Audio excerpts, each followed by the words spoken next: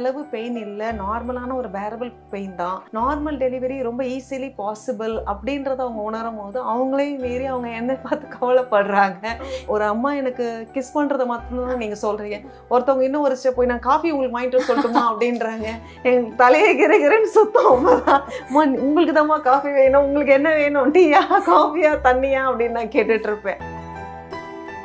Husbands வந்து ரொம்ப ஆர்வமாக, மேடம் நான் ஒய்ஃப் ஃபுல் சப்போர்ட் நான் பண்ணுறேன், நான் பார்த்துக்கிறேன் பெயினில் அப்படின்ட்டாங்க. நாங்களும் சரி ஓகே வாங்க ப்ளீஸ், நீங்கள் இருந்தீங்கன்னா உங்களுக்கு வலி இருக்காதுன்னா வை டோன்ட் அப்படின்ற மாதிரி டெலிவரி ஆனதுக்கு அப்புறம் அவர் மயக்கம் போட்டு விழுந்துட்டார். அப்புறம் நான் இவங்க எல்லாத்தையும் நிப்பாட்டிட்டு அவர் பின்னாடி ஓடி அவர் இது பண்ணி my labor ward is filled with music.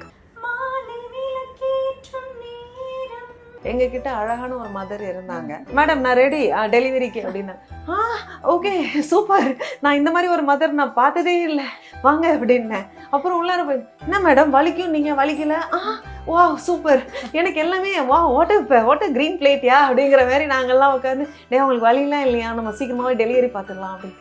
அப்புறம் பார்த்தா எந்திரிச்சு ஸ்குவாட் பண்றீங்களா, என்ன ஸ்குவாட் அப்படின்னாங்க. ஸ்குவாட் பண்ணுங்க அப்படின்னு.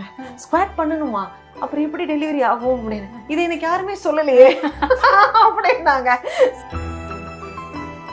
இவ்வளவு சொன்னு நீங்க கடைசியில ஸ்குவாட் பண்ண மாட்டேங்கிறீங்களே அப்படின்னு சொல்லிட்டு, என்ன உங்களுக்கு மோட்டிவேஷன், உங்களுக்கு என்ன பாட்டுங்க பிடிக்கும், எதையோ ஒருத்த போடுங்க, உள்ள வர டைம்ல பாட்டு கேட்டுட்டு இருக்கிறீங்களா மேடம், இது சரியா. Then we were playing the Baahubali song. So இப்போ எங்களுக்கு எப்படின்னு கேட்டிங்கன்னா, அந்த மொமெண்ட்டுக்கு பெரிய பாகுபலி மொமெண்ட்டா மாறிடுச்சு. டெலிவரியில அந்த சன் இப்படி தலைமையில தூக்கி வச்சு பண்ணல.